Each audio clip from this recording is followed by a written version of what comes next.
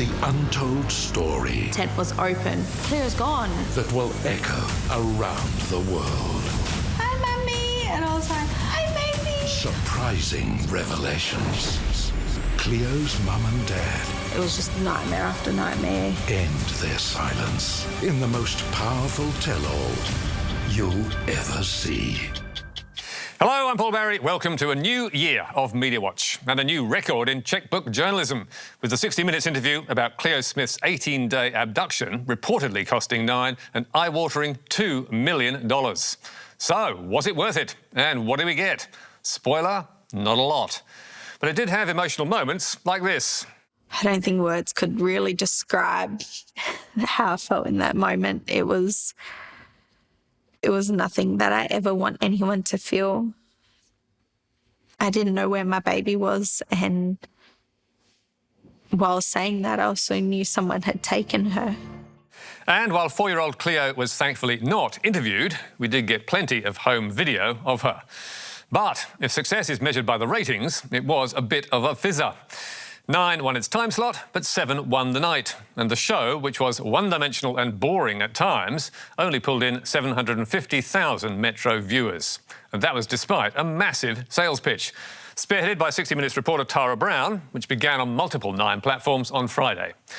This morning, Cleo's mum was up early to wring more value out of the story for Nine's Today Show. It was beautiful. It was hearing her voice. It was like the sound of after you have a baby and you hear their cry for the first time. And she was also putting it out for Ben Fordham on Nine's 2GB. Ellie, thank you so much for talking to us. Hi, thanks for having me. And Nine hasn't yet exhausted the story, with talk of a mini-series or documentary still to come. But even at Nine, not everyone is comfortable with the $2 million exclusive, with one unnamed TV executive telling The Australian last month, "This kind of money could employ not only dozens of journalists, but is also enough to run multiple programs." And on 3AW, a Nine-owned radio station, Neil Mitchell also had concerns. I don't like chequebook journalism. I never have. I've never paid for an interview. And I'm a little unsettled, I suppose, and conflicted that Nine, and they own 3AW, have reportedly paid $2 million to interview the family of little Cleo Smith, the girl abducted and held in Western Australia. Now, on one hand, I think it's great. They deserve it after what they went through. I'm not so sure if Max Markson, the celebrity manager who represented them, it's reported he's getting $400,000. I'd rather that wasn't happening. That is an astonishing payday, and one Markson refuses to confirm. But, money aside, there are legitimate questions to be asked about the timing of it all. As the WA Police Commissioner told ABC Perth last week, I've asked my officers not to make any comment while the accused has pleaded guilty to one substantive charge. There are other charges, and that's why matters are literally sub judice. I've got to be particularly careful to make sure we don't prejudice what is a really important case, and I'm not going to do it on the basis of, a media story. Cleo Smith's abductor, Terence Kelly, has so far pleaded guilty to one charge of child stealing last month. But he's yet to be sentenced, and there could be other charges, which helps explain why the supposed tell-all left viewers with more questions than answers about what really took place. So, on balance, was it a worthwhile exercise for Nine? David Knox from TV Tonight told Media Watch. It won its slot, but not with the kind of numbers you'd expect with a $2 million price tag. But Nine will undoubtedly recoup some of their costs when more can be legally published, probably with a dramatisation in a Stan miniseries.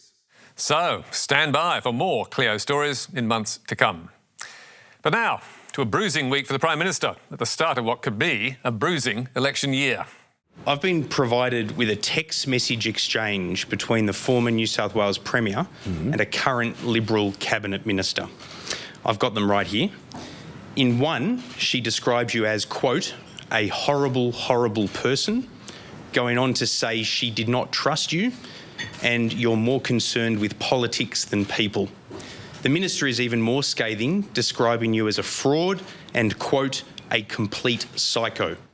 The PM's press club speech was supposed to be a reset for the government, which is being hammered in the polls. But it turned into a train crash as 10's political editor Peter Van Onselen ambushed the PM with those embarrassing texts sent during the bushfire crisis 2 years ago.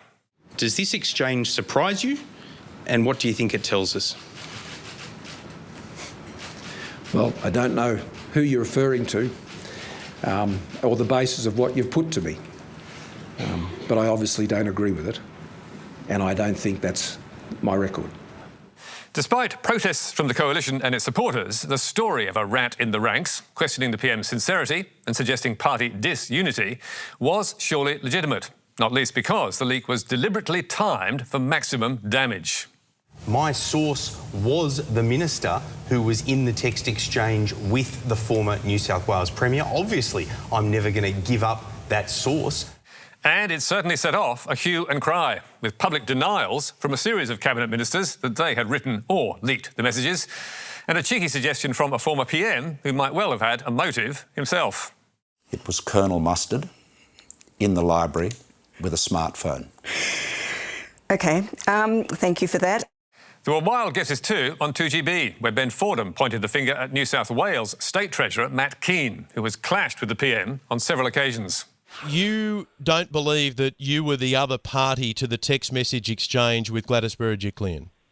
Well, I wasn't, Ben. I not only don't believe it, I wasn't. But Van Onselen had already revealed the leaking minister is a current member of the federal cabinet. And the Northern Daily Leader claimed the deputy PM had further narrowed that field. Barnaby Joyce claims the minister who allegedly called Prime Minister Scott Morrison a psycho in a leaked text is a woman and called on her to out herself. That report ran in more than a dozen regional papers across the Australian Community Media Network and set off a new hunt for the leaker. But had Barnaby really pointed the finger at a female minister? Not exactly. Getting out is one good rump steak with a horseradish sauce, vegetables and chips, 2 bottles of red wine, and some journalist's going to say, you know who told me that, blah, blah, blah. And she's out. She's out in the colloquial sense, as in she'll be right. And so, as calls flooded in from journalists asking why he'd dumped on his female colleagues, a fed-up Barnaby set the record straight to Samantha Maiden at news.com.au. It's giving me the screaming shits. I didn't say it was a woman at all. It's like cricket, mate. She's out. And she was out for Barnaby too a few days later, as his text calling the PM a hypocrite and a liar was also leaked. But Psychogate wasn't the only press club fire the PM and his ministers spent the week trying to put out. The ABC's Laura Tingle started another blaze with this one. You've acknowledged today you didn't get everything right and that you understand the frustration people have felt over the summer. But do you want to take this opportunity to actually say sorry for the mistakes you've made as Prime Minister? Well, thanks for the question. Always happy to ask you questions, Prime Minister. Yep. An apology for government mistakes was not forthcoming. And if that exchange was a little unfriendly, so was this one with Sky's Andrew Clennell.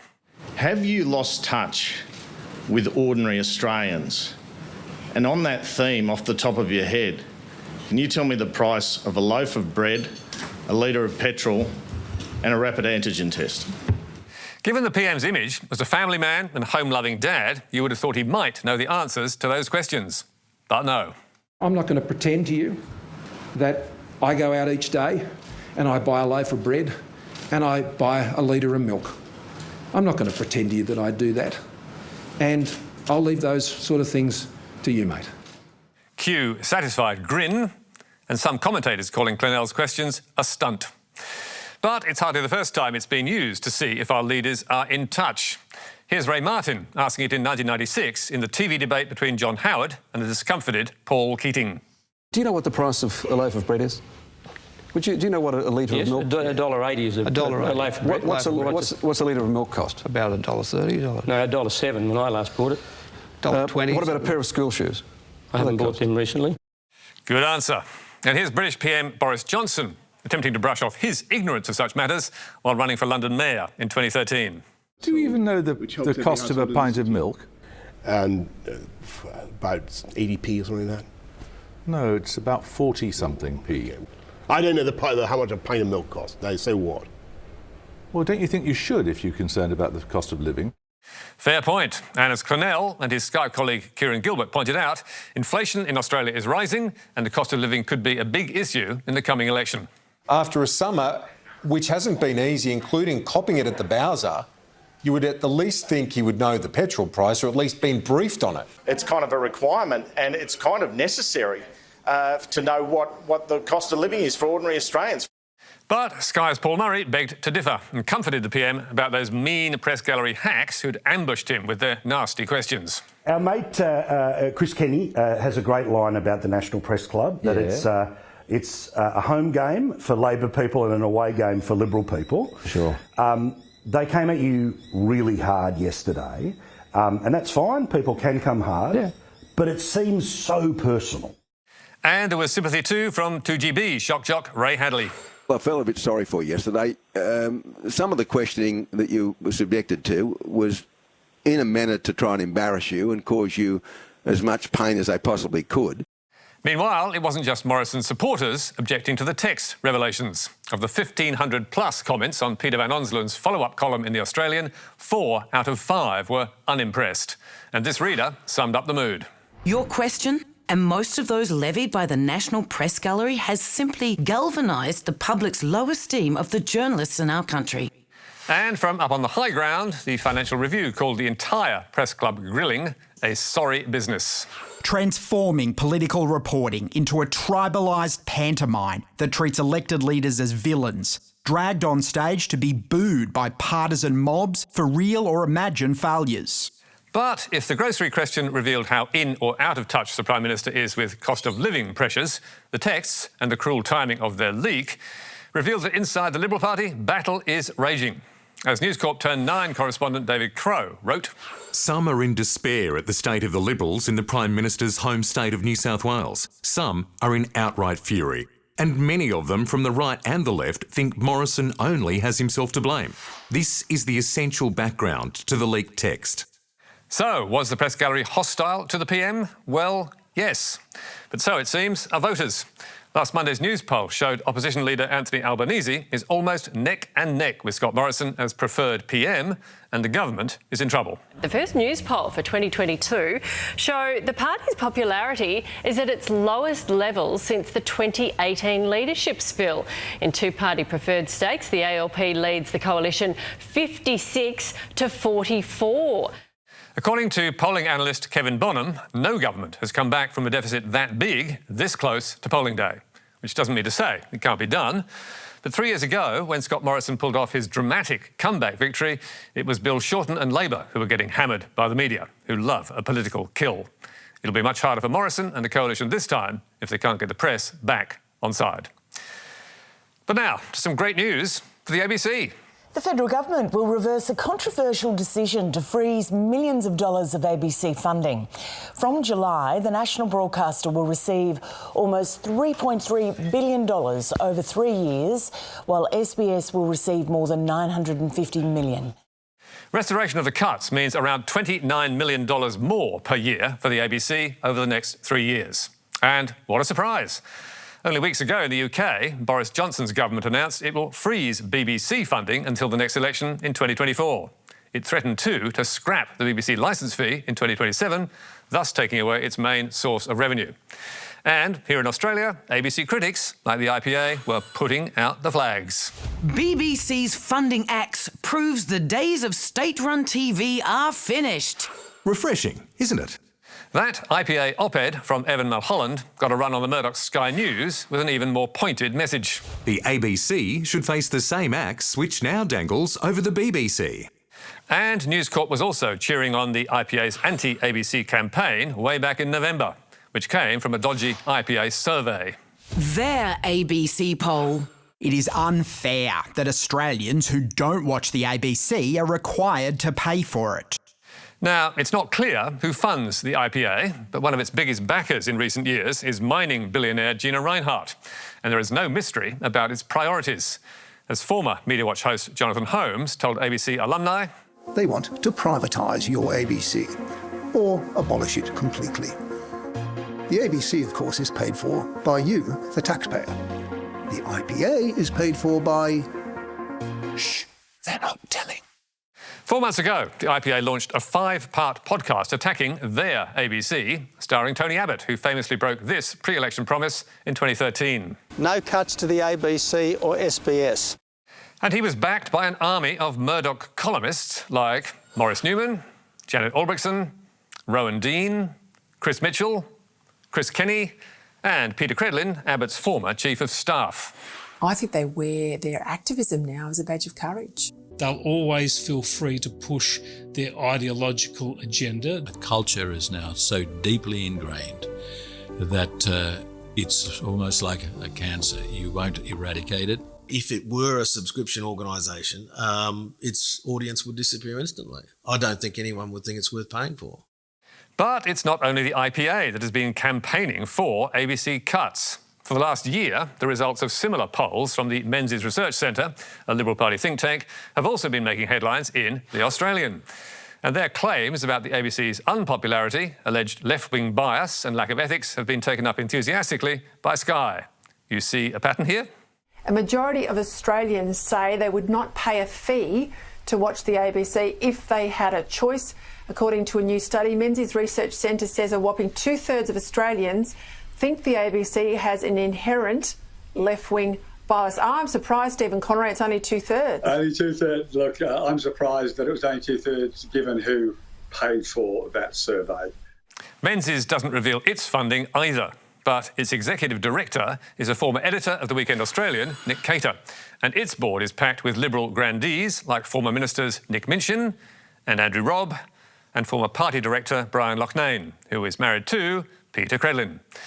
So, why did these well-supported campaigns from the political right ultimately have no effect? Put simply, a majority of voters still value public broadcasting. A poll from the Reuters Institute in 2021 found the ABC remains Australia's most trusted news brand. And 10 days ago, a poll from the left-leaning Australia Institute revealed considerable support for the ABC in key Liberal seats in New South Wales, facing a challenge from independents. Vast majority of Wentworth and North Sydney voters want more funding for ABC. The polling shows overwhelming support for increasing ABC funding. Specifically, 2/3 of respondents in those two seats said they wanted cuts to the ABC reversed. And almost 8 in 10 voters agreed that a strong, independent ABC is critical to a healthy democracy. There is little doubt that poll would have played a part in the government's decision. Now, no doubt we'll hear a chorus of complaint this week from the IPA and Sky and News Corp columnists, but as they fulminate about the lack of trust in the ABC, they might note this finding from Roy Morgan's poll of Australia's most trusted brands in September. The ABC checked in at 14, which is not as high as it once was, but in the top 10 of Australia's most distrusted brands, at number 5, was none other than News Corp, the ABC's biggest critic. Distrusted less than Facebook, Telstra, Google and Amazon, but more than Rio Tinto, the banks and any other media organisation. Congratulations, folks. That is quite an achievement. And that's all from us tonight. There's more on our website where you can stream and download the programme. And don't forget Media Bites every Thursday online. And a reminder, many of our best stories come from you. So talk to us via our website, social media or our encrypted email address. But for now, till next week, goodbye.